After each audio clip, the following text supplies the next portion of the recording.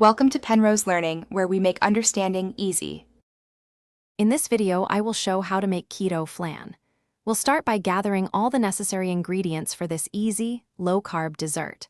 Then, I'll guide you through preparing a simple, sugar-free caramel substitute.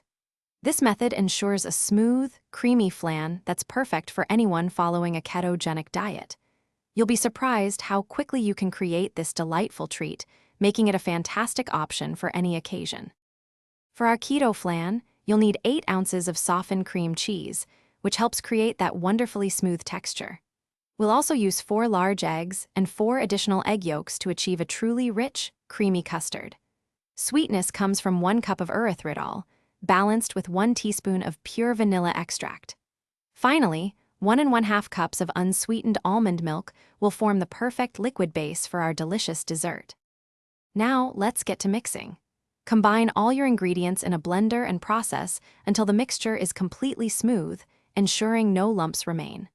Next, carefully pour this creamy mixture into a 9-inch round baking dish. We'll bake our flan in a water bath at 325 degrees Fahrenheit. It should cook for about 50 to 60 minutes, or until the center is just set with a slight jiggle. Once baked, let your keto flan cool completely at room temperature. This step is crucial for its structure.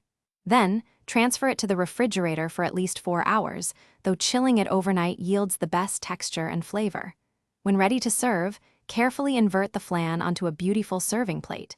Finish by drizzling it generously with your homemade sugar-free caramel substitute. Enjoy this delightful, guilt-free dessert. Thanks for watching. If this was helpful, leave a like and consider subscribing. See you next time.